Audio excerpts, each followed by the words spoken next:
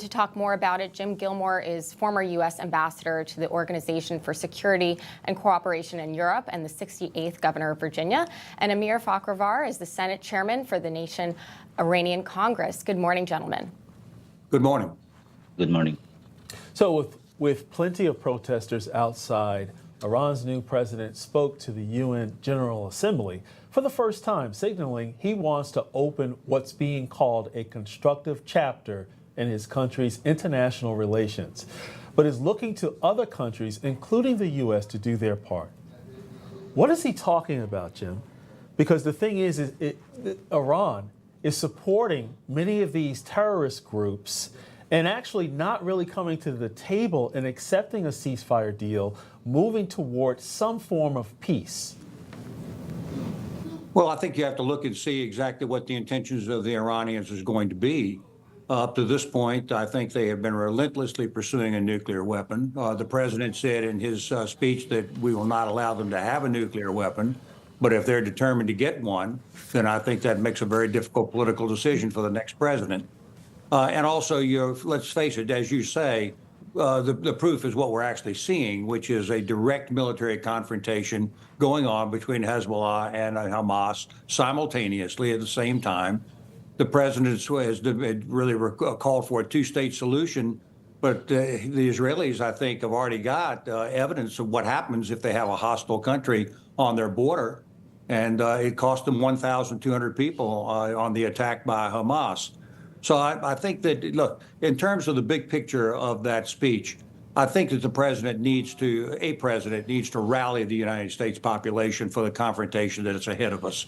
I think it's going to be a big challenge. We need to rebuild our industrial base. We need to prepare for the multi-front situation that's going on in the world if we're going to stand up for not only America's position in the world, but democracy across the world. Mm-hmm. Well, Governor Gilmore, we have that exact clip of President Biden having this to say about Iran during his address at the United Nations yesterday. Progress toward peace will put us in a stronger position to deal with the ongoing threat posed by Iran. Together, we must deny oxygen to its terrorist proxies, which have called for more October 7th and ensure that Iran will never, ever obtain a nuclear weapon. Amir, what do you make of President Biden's comments with respect to Iran obtaining nuclear weapons? That's completely nonsense, because they are saying something, it's just a word, and they are doing other things. We remember during the Obama-Biden administration how exactly the same person gave Iranian regime $150 billion reward to come to the table. And that Iranian regime used that money to create more chaos with the terrorists all around the Middle East and around the world, and continue its very dangerous nuclear program to achieve the nuclear bomb. And that policy of appeasement from Obama, Biden, Harris administration during last 16 years, because they didn't let President Trump to breathe. Every time he could breathe in his 4 years in office, he killed Qasem Soleimani, the head of terrorist organization in the world, and he sanctioned the Iranian regime, which worked very well. And then Biden came up to destroy all of that and appease to Iranian regime. As Senator Sullivan mentioned, it's a quote from him: Iran, the Islamic regime of Iran, is an agent of chaos everywhere. And this administration has appeased Iran in every sphere. That's true. It should be end. You know, Jim, as both of you pointed out, Iran is actually the backers of Hamas and Hezbollah, Houthis, and so forth. But Iran is actually engaging into cyber warfare with regard to hacking into emails to influence our elections. So they're actually trying or executing their strategy from their point of view in a myriad of different ways. So as we gear up, moving in hard power, so to speak, preparing for conflict. So what are the options on the table? Is it just going back to the simple run-of-the-mill in terms of sanctions and things of that nature? What's on the table? What's in our toolkit to bring about some type of end to avoid a full-blown war? American strength.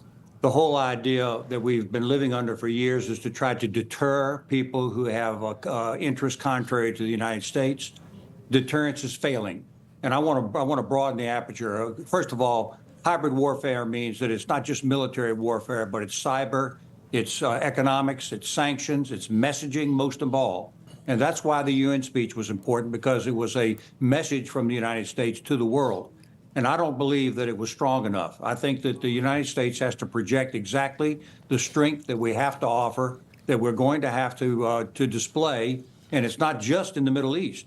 The real war here is a European war. If Europe becomes neutralized or less friendly to the United States in the years ahead, that's a threat to the United States. And don't forget the Pacific. There's no reason why the United States should be pushed out of the Pacific. And yet that is the long-term plan, I think, of China, and they're executing on it in the Philippines and other places. The point is this: the President of the United States has to rally the people of the United States, who at this point are distracted by inflation, by the border, by these other crises that have been left unsolved, and in fact created by President Biden on the inflationary side. These are places where the American people are being distracted from the real threat to this country that is underway now worldwide.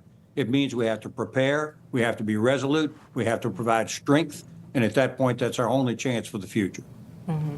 Well, Amir, I'm experiencing a massive disconnect because here, just yesterday, we had the U.S. Secret Service protecting the president of Iran as he gave his speech condemning Israel.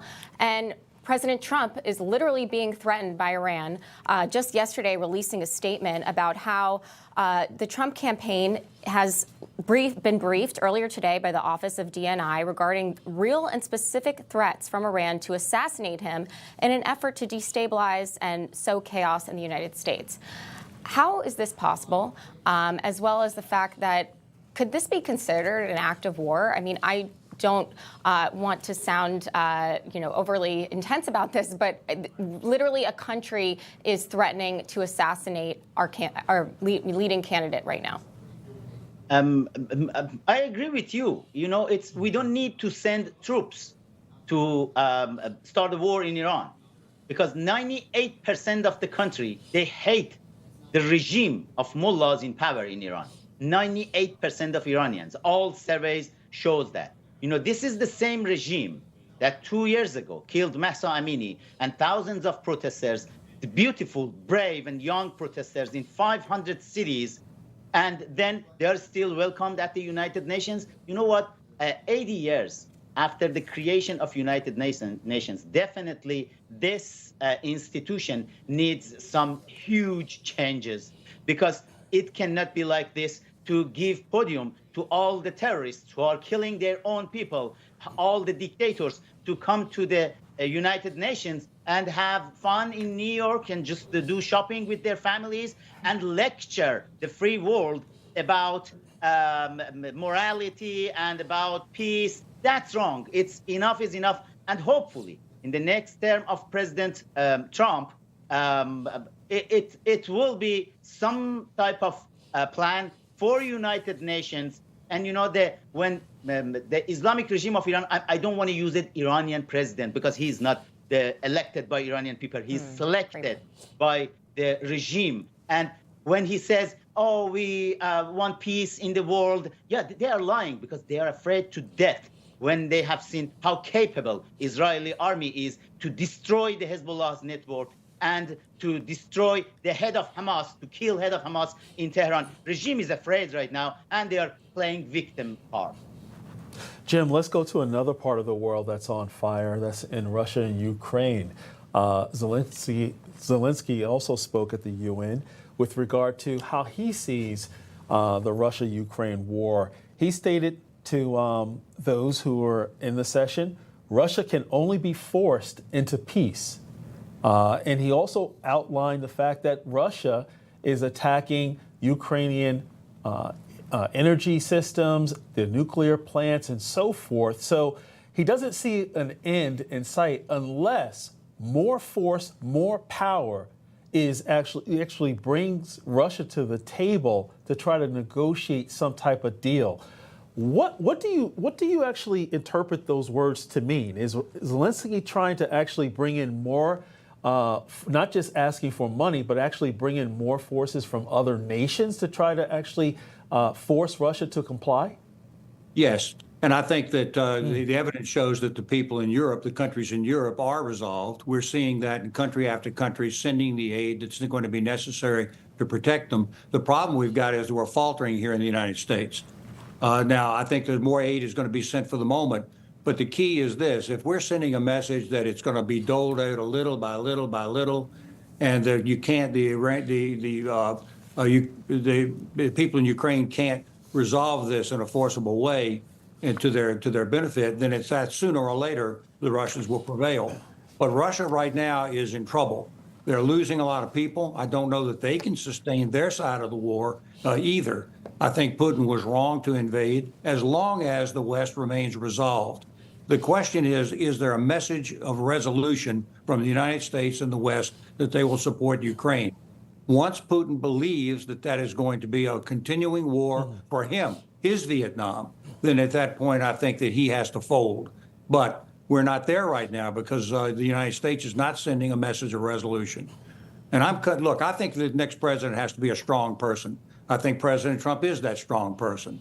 And I think he's going to win. But no matter who wins, the United States has got to project its national leadership, its worldwide leadership, and its strength, a strong leader. And that's what we have to have. True. Amir, 30 seconds. Just going back to your expertise on Iran, Donald Trump also his campaign released a statement saying terror regimes in Iran love the weakness of Kamala Harris. What do you make of that? Oh, he is 100% right.